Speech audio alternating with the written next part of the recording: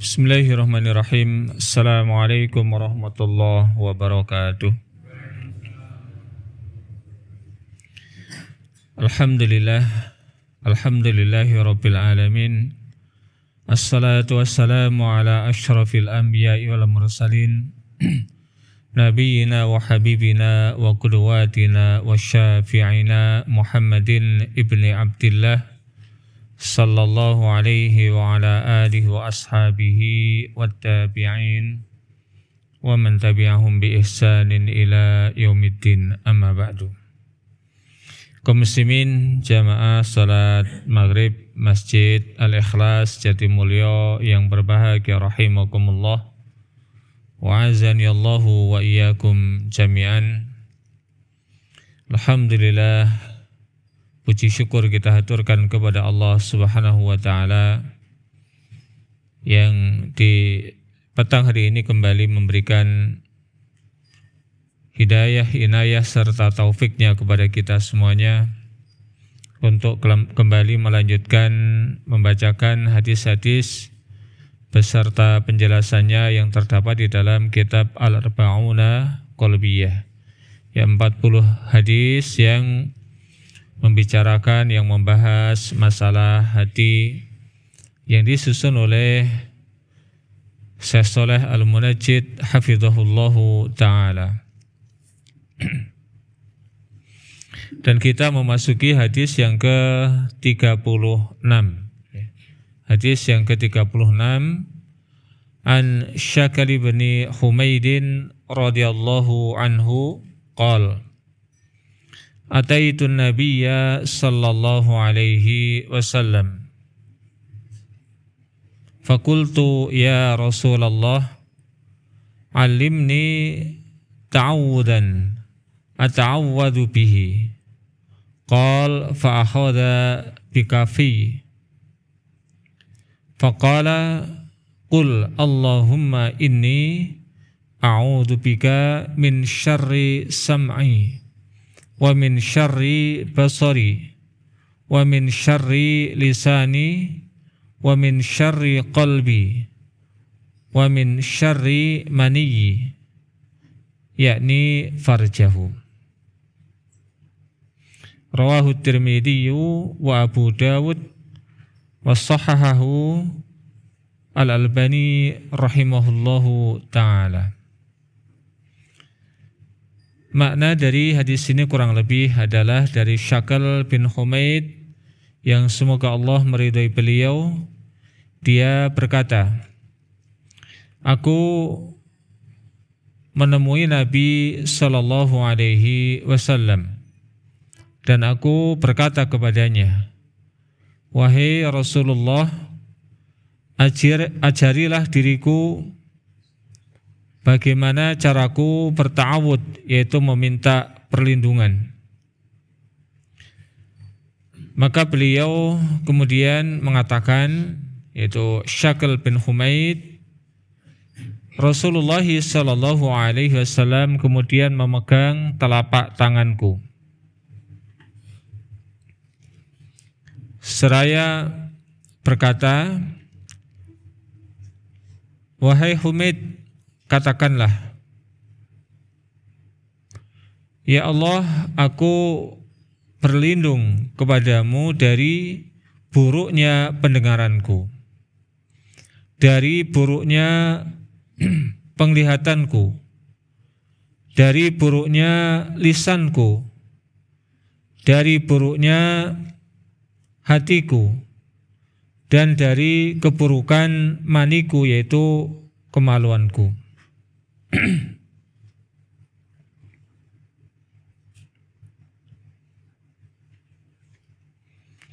Di dalam hadis ini salah seorang sahabat, yaitu Syakal bin Humaid,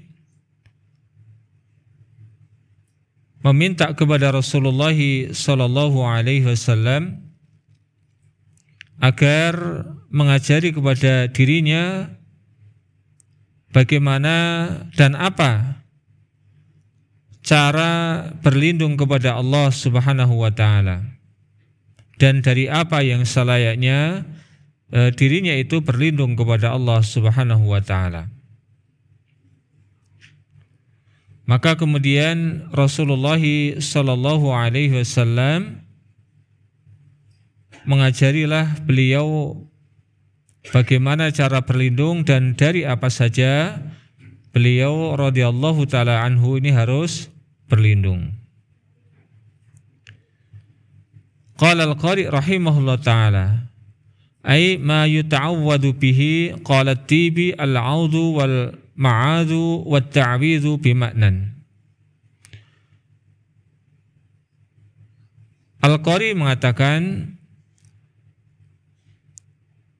apa yang seharusnya diminta kepada Allah Subhanahu wa taala agar Allah melindunginya. Kemudian At-Tibi mengatakan al-'aud, al-ma'ad, at-ta'wid ini maknanya sama, yaitu maknanya adalah meminta perlindungan. Wa ta'awudz al-iltija'u wal-i'tisamu. Ya, at-ta'awudz itu maknanya adalah seseorang bersandar.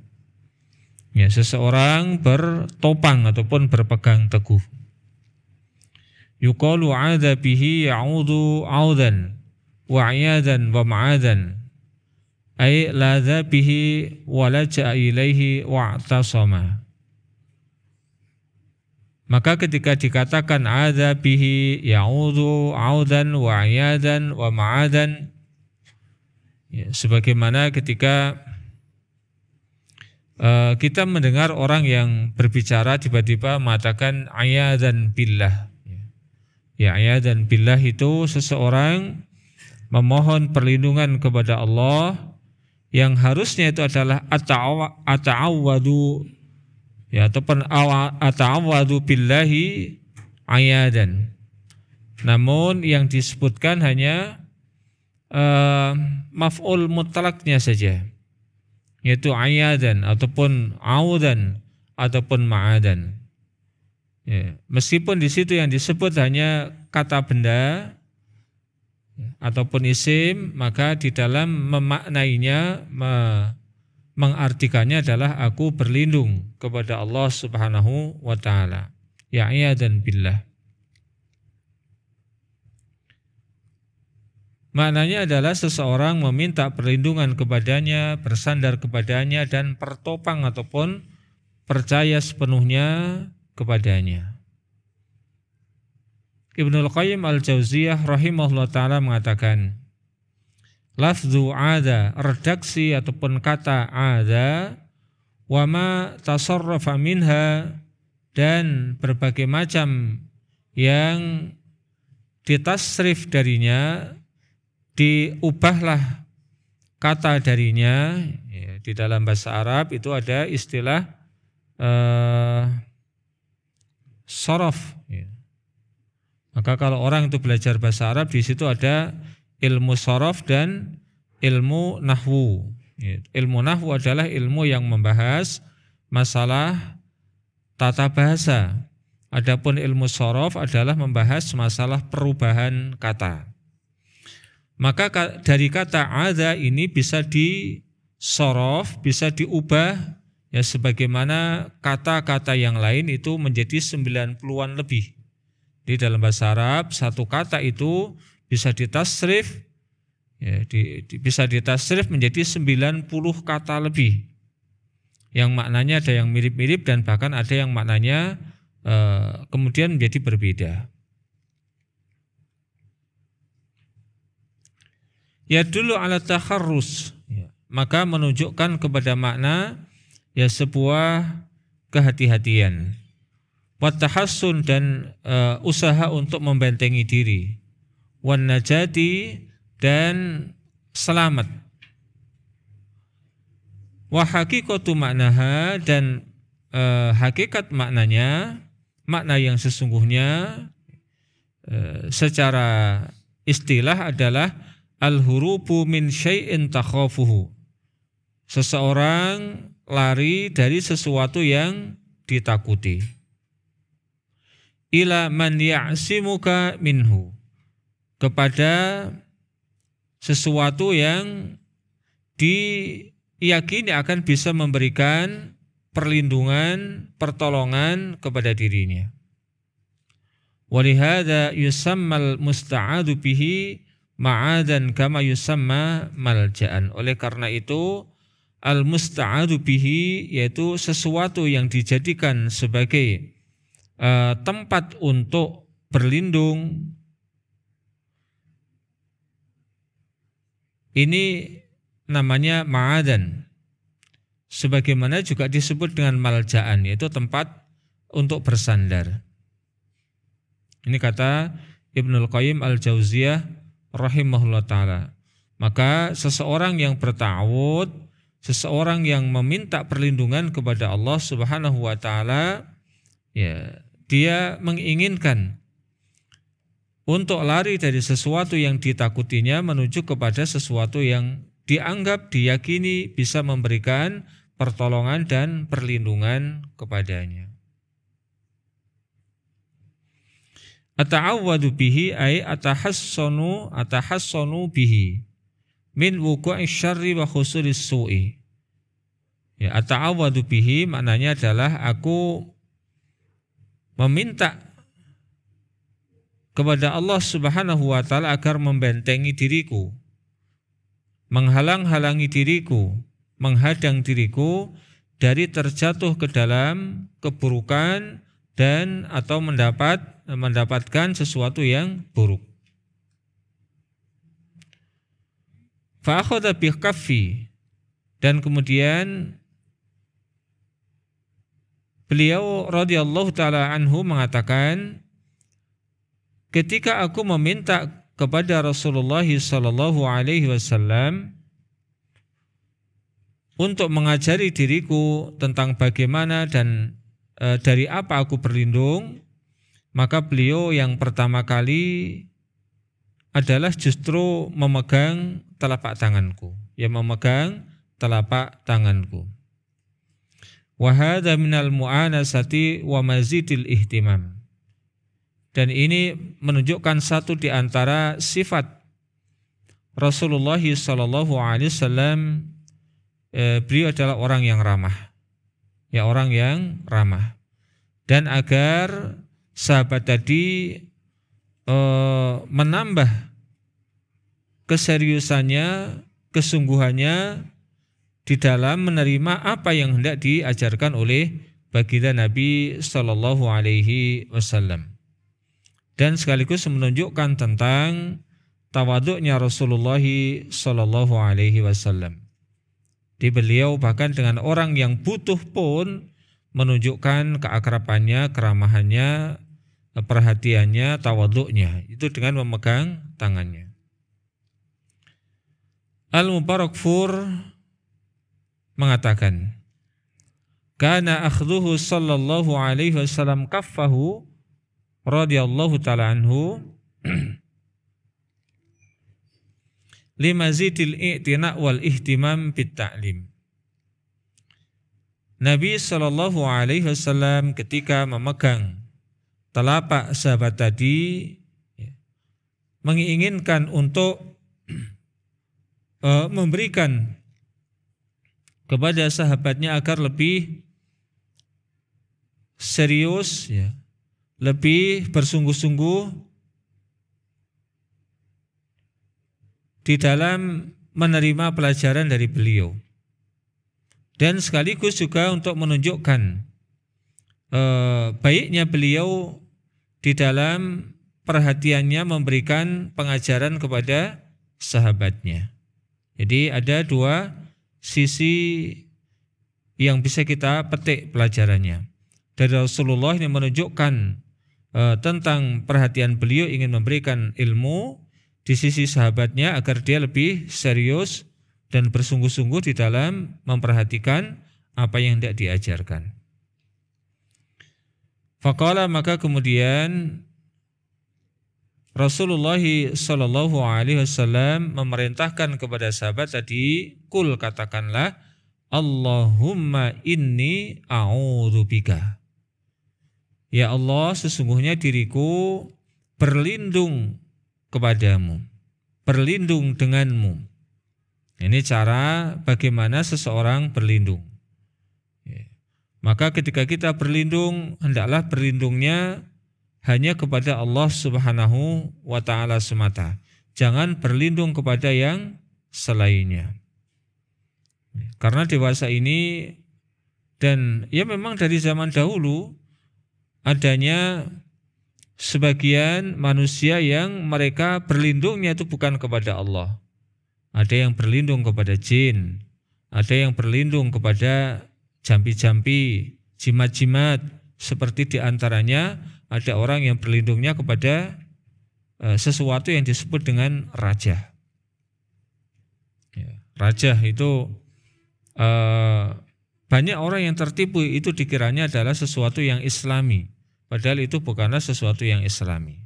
Itu akan mengganggu tauhidnya seseorang, akan mengganggu bergantungnya seseorang kepada Allah Subhanahu wa ta'ala. Bagaimanapun kemudian akan berpengaruh, wah saya sudah memakai raja, membawa raja, ini saya pasti selamat. Dan beberapa kali ketika saya meruqyah itu banyak diantaranya justru orang-orang yang di akhir hidupnya terkena gangguan gara-gara memiliki raja. Ya, gara-gara memiliki raja. Ada yang sampai hilang kesadarannya, ada yang kemudian mohon maaf ya, tidak mati-mati gitu ya. Setelah dibakar rajanya kemudian meninggal dunia.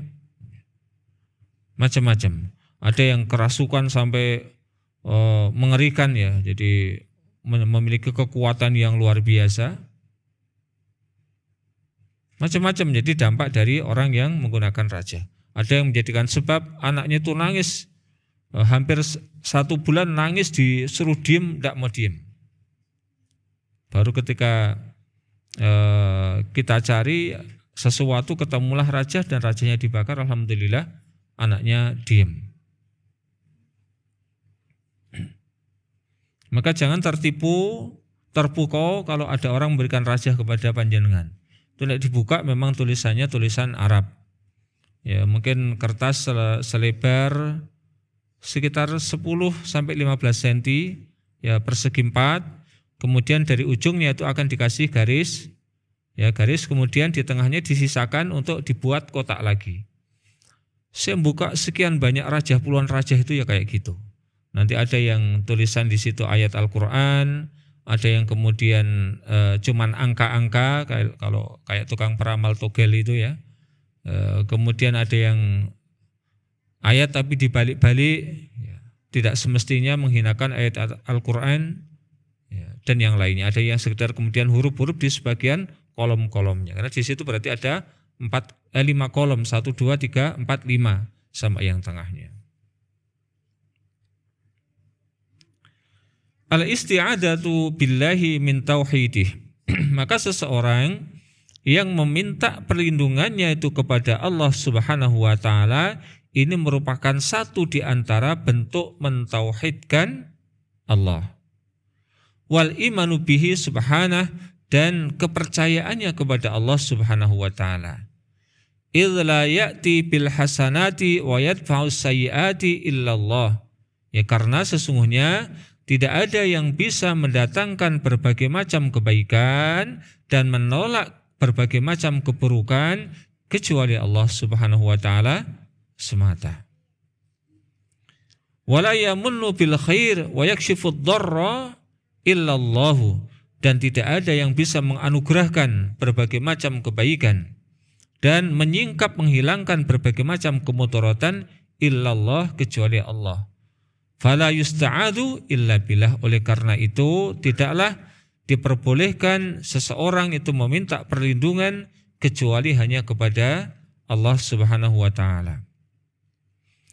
Ibnul Qayyim al-Jauziyah rahimahullah ta'ala mengatakan, al-musta'adu bihi huwallahu wahdah.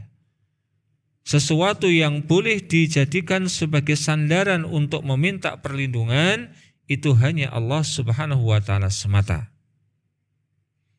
Rabbul falak wa rabbun nas, malikun nas, ilahun nas, alladzi la yanbaghil isti'adatu illa bihi. Rabbnya falak, Robnya manusia, rajanya manusia, ilahnya manusia, yang tidak seyogyanya seseorang itu meminta perlindungan kecuali hanya kepadanya. Wala yusta'adzu bi ahadin min khalqih, dan tidak selayaknya seseorang meminta perlindungan kepada sesuatu pun dari kalangan makhluknya. Ya, dikatakan sesuatu karena boleh jadi di sana ada manusia, ada jin, dan ada bahkan kayak tadi yang sekedar hanya raja ataupun yang lainnya, keris, pedang, dan yang lainnya. Bal huwa alladhi yu'idul musta'idina wa ya'simuhum wa yamna'uhum minasyarri masta'adhu min syarrihi wa qad akhbarallahu ta'ala fi kitabihi amman ista'adha bi khalqihi anna isti'adatahu zadathu tughyanan wa rahaqo.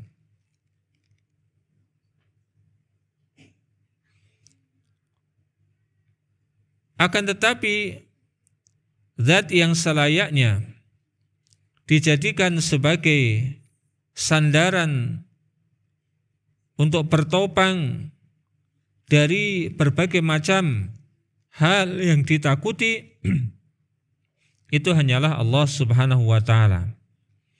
Karena dialah yang akan memberikan penjagaan kepadanya, yang akan menahan, menolak berbagai macam keburukan dari orang-orang yang meminta perlindungan kepadanya dari berbagai macam keburukan. Allah Subhanahu wa ta'ala menginformasikan di dalam kitabnya tentang adanya orang yang meminta perlindungan kepada makhluknya. Dan sesungguhnya ketika ada seseorang yang meminta perlindungan kepada sebagian makhluk Allah, ini akan menambahkan kepada makhluk tadi tindakan-tindakan yang melampaui batas dan akan menambahkan kepada makhluk tadi kesesatan. Sebagaimana yang Allah Subhanahu wa ta'ala kisahkan tentang di antara manusia yang meminta perlindungan kepada sebagian para jin.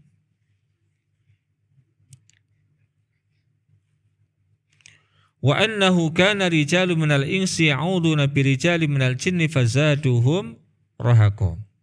Ya Allah di dalam surat Al-Jin ayat yang ke-6, ya, surat Al-Jin ini menginformasikan, memberitahukan kepada kita tentang adanya sebagian dari kalangan jin yang mereka beriman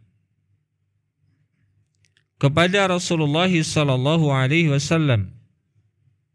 Mereka beragama Islam, sehingga di dalam hadis riwayat Imam Ahmad secara spesifik Rasulullah memberikan jadwal khusus untuk para jin. Satu di antara asbabun nuzul ataupun penjelasan tentang surat Ar-Rahman, ya, adalah sebagaimana yang disampaikan oleh Imam Ahmad bahwa satu saat Rasulullah pernah menyampaikan kepada para sahabatnya,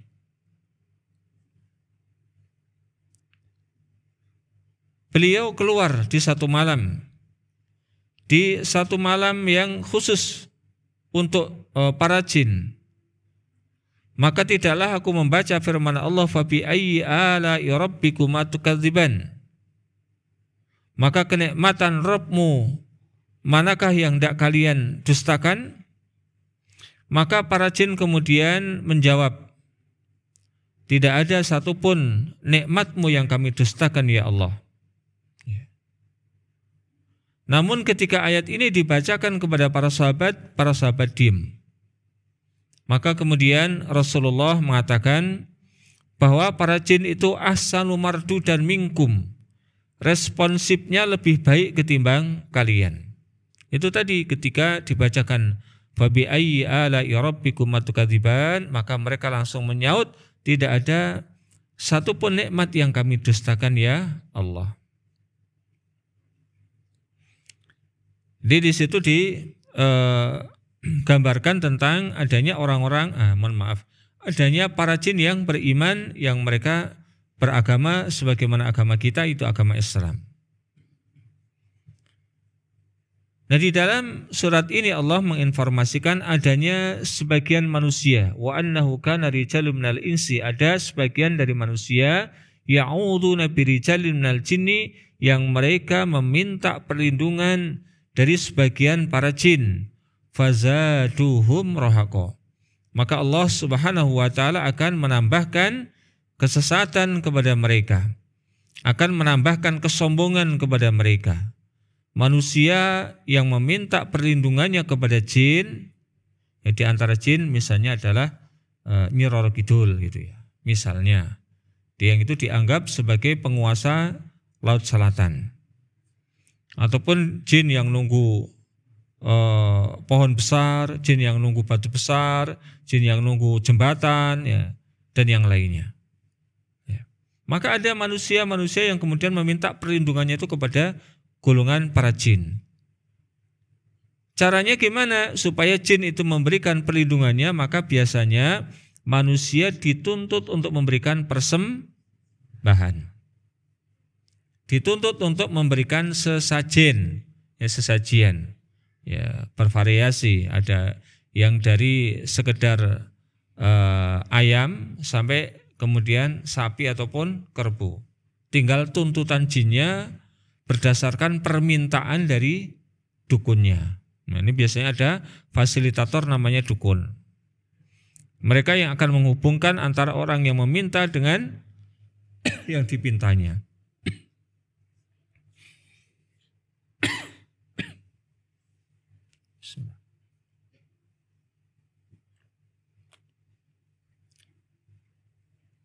Maka manusia akan semakin tersesat.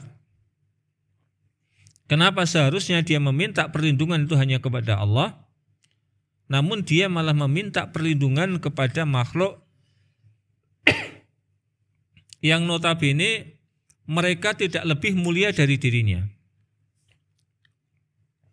Jadi secara umum manusia dan jin itu lebih mulia manusia secara umum. Maka Rasul untuk para jin itu pun dari kalangan manusia, itu dari berupa manusia Rasulullah Sallallahu Alaihi Wasallam. Yang Rasulullah pernah bersabda tentang kenapa kemudian kita dilarang untuk cebok menggunakan tulang belulang. Karena diantaranya tulang belulang dari hewan yang kita makan, hewan yang halal kita makan, itu nanti akan menjadi makanan dari saudara kita kalangan jin, itu jin muslim. Demikian juga kotorannya.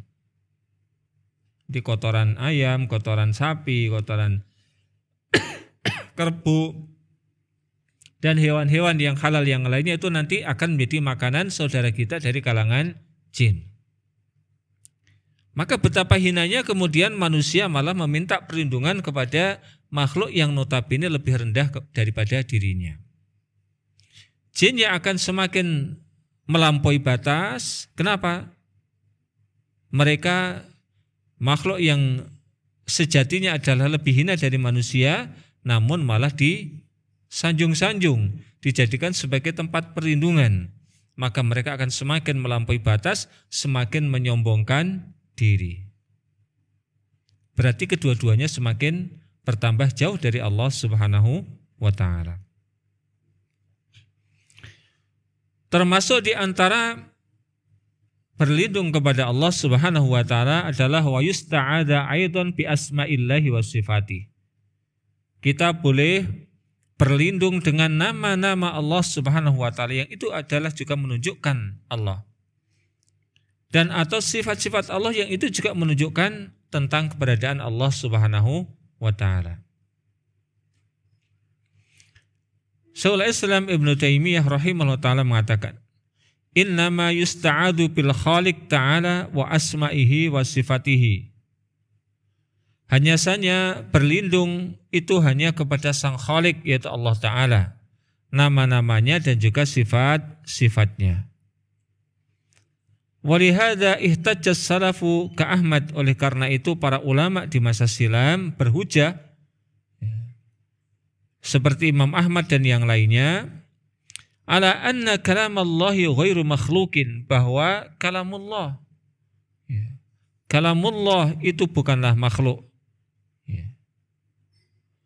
Fima ihtajju bihi biqauli Nabi sallallahu alaihi wasallam, dalam hujah mereka dengan sabda Rasulullah sallallahu alaihi wasallam, a'udzu bikalimatillahi tammah, aku berlindung dengan kalimah-kalimah, dengan kalam-kalam Allah yang sempurna.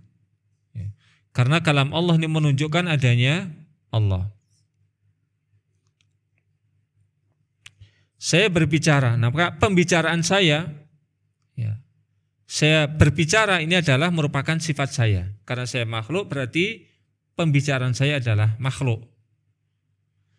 Berbeda Allah, ketika Allah adalah Sang Khalik, maka pembicaraan Allah juga adalah bagian daripada Sang Khalik.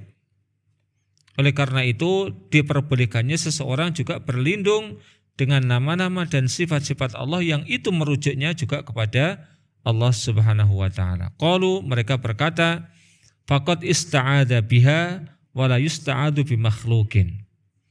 Maka kemudian Rasulullah sallallahu alaihi wasallam pun berlindung dengan nama-nama Allah yang sempurna dan tidak berlindung dengan makhluk. Tidak berlindung dengan makhluk. Maka dari hadis ini para ulama di masa silam berhujah bahwasanya kalamullah itu bukan makhluk. Karena sebagian di antara para kaum muslimin seperti Mu'tazilah beranggapan kalamullah itu berarti makhluk. Jadi kalamullah ini bukan tulisan yang ada di dalam Al-Qur'an tapi kalamullahnya, yaitu perkataan Allahnya. Jadi bukan sesuatu yang tertuang di dalam mushaf, tulisan itu bukan. Kalau tulisan yang ada di dalam Al-Qur'an, Al-Qur'annya itu wujudnya, fisiknya, maka itu adalah makhluk. Itu adalah makhluk. Namun kalamullahnya itu bukanlah makhluk. Seperti saya ngomong-ngomong. Mana omongan saya? Kelihatan? Tidak kelihatan. Faqal, maka kemudian dia mengatakan, kul, katakanlah, Allahumma inni a'udzubika min syarri sam'i. Setelah Rasulullah sallallahu alaihi wasallam mengajarkan kepada sahabat tadi kepada siapa dirinya harus berlindung, maka dia kemudian mengajarkan pula kepada dia, yaitu Syakal bin Humaid, tentang apa saja yang selayaknya dia itu berlindung. Maka yang pertama, Allahumma inni a'udzubika min syarri sam'i. Ya Allah, sesungguhnya aku berlindung kepadamu dari berbagai macam keburukan pendengaranku. Dari berbagai macam keburukan yang berkaitan dengan pendengaranku. Al-Aini mengatakan, syarrus sam'i ayyastami'a ila ma la yajuzu sima'uhu. Makna daripada buruknya pendengaran adalah seseorang mendengarkan sesuatu yang tidak selayaknya, yang tidak boleh untuk didengar. Wa syarrus sam'i al-musta'adzu minhu katsirun.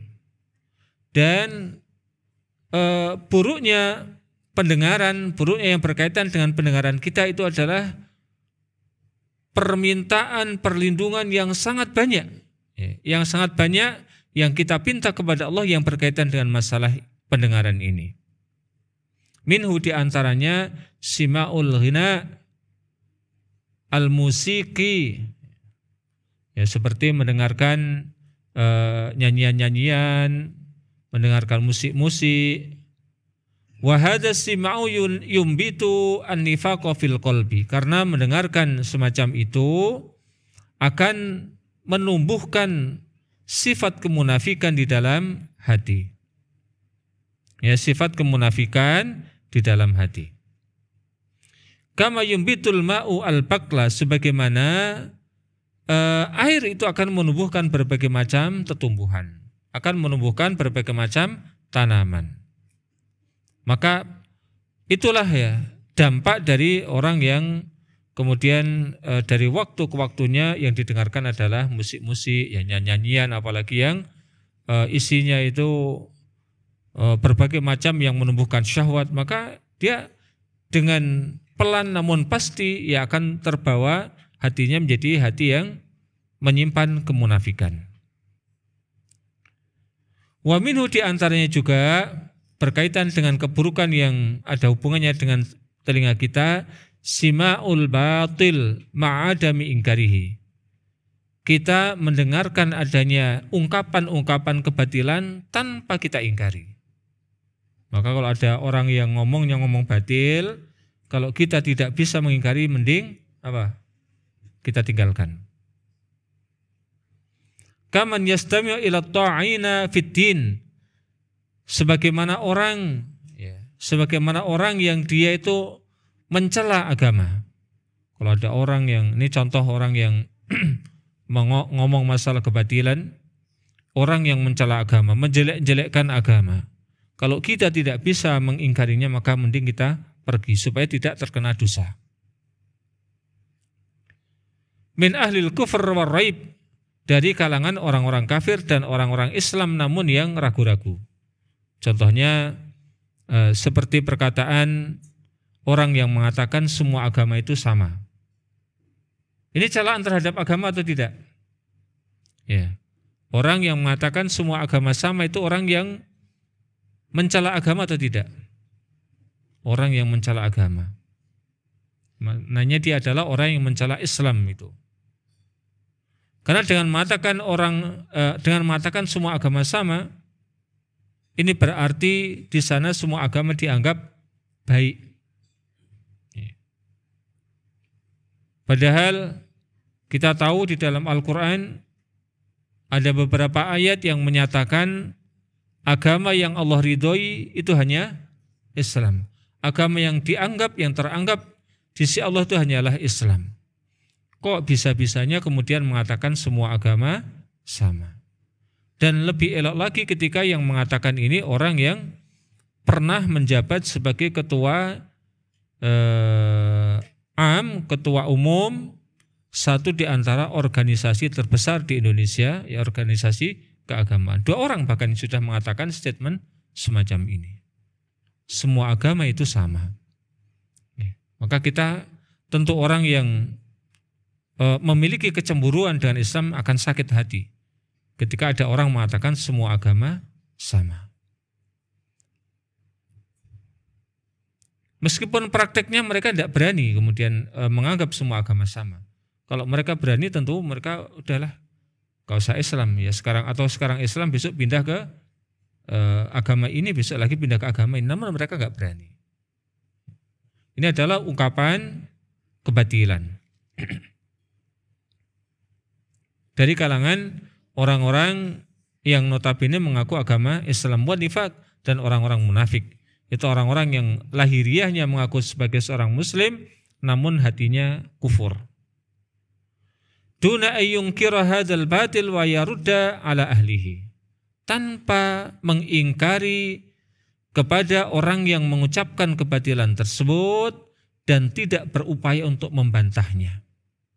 Tidak berupaya untuk membantahnya. Maka kita yang sudah mengetahui adanya orang-orang yang melecehkan, merendahkan agama, kita wajib untuk membantahnya sesuai dengan kemampuan kita masing-masing. Tidak harus di depan mikrofon, jenengan lagi duduk-duduk ada orang yang melecehkan semacam ini, jenengan memiliki kewajiban untuk meluruskannya, memiliki kewajiban untuk membantahnya. Kalau ada orang yang mengatakan demikian. Wakadzalika simaul ghaibah, demikian juga ghibah. Demikian juga mendengarkan ghibah. Padahal Bismillah.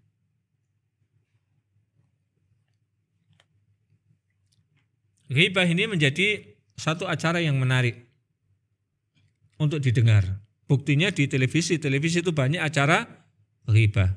Ghibahi suaminya, ghibahi istrinya, dan ghibahi yang lainnya. Wa fuhsyil qaul, dan omong yang pornois. Mendengarkan omongan-omongan yang muaranya ke porno. Wal kadhib, mendengarkan omongan-omongan dusta. Wal hazli bil batil, mendengarkan omongan-omongan candaan-candaan yang batil. Bercanda namun isinya kebatilan. Entah kepada Allah, agamanya, ataupun kepada sesama. Wal istihza'u bil khalqi, ataupun mendengarkan pelecehan terhadap sesama. Contohnya apa? Contohnya orang yang mengatakan DPR itu dibubarkan, itu adalah orang yang paling tolol sedunia. Namanya istihza, ngeremehkan, melecehkan manusia. Nah, kalau orang nyaman duduk di depan semacam itu dan tidak berupaya untuk mengingatkannya, nah ini termasuk mendengarkan sesuatu yang dilarang. At-tajassus, tajassus itu mencari-cari aib orang lain. Wa nahwi dzalika, dan yang semacamnya, fa hadza kulluhu yusta'adu billahi minhu. Maka ini semuanya merupakan perkara yang layak kita memohon perlindungan dari Allah Subhanahu wa taala. Wa qad ja'ala an-nabiyyu sallallahu alaihi wasallam istima'al udunaini ilal kalamil muharram al-batili min kalamil fuhsi wa ghairihi min zinal udun, faqala wal udunani zinahuma al-istima'. Di mana Nabi sallallahu alaihi wasallam menjadikan bahwa mendengarnya dua telinga terhadap perkataan-perkataan yang haram, perkataan-perkataan yang batil, seperti perkataan-perkataan pornois dan yang semacamnya, ini disebut dengan zinanya dua telinga. Ya, disebut sebagai zinanya dua telinga. Dengan sabdanya, zinanya dua telinga itu adalah al-istima', dengan cara mendengarkan. Ada orang ngomong yang porno yang macam-macam, diperhatikan luar biasa. Maka ini adalah termasuk di antara perkara yang kita layak untuk berlindung kepada Allah Subhanahu wa taala. Demikian yang kita bacakan di sore hari ini, semoga bisa kita pahami dan kita perhatikan, kemudian kita amalkan di dalam kehidupan kita sehari-hari. Allahumma alimna bima yanfa'una wanfa'na bima 'allamtana wa zidna ilma, wa sallallahu wasallam ala nabiyyina Muhammad wa ala alihi washabbihi wa akhiru da'wana alhamdulillahirabbil alamin. Kita tutup dengan doa kafaratul majlis. Subhanakallahumma bihamdika asyhadu an la ilaha illa anta astaghfiruka wa atubu ilaik. Billahi taufiq wal hidayah. Assalamualaikum warahmatullahi wabarakatuh.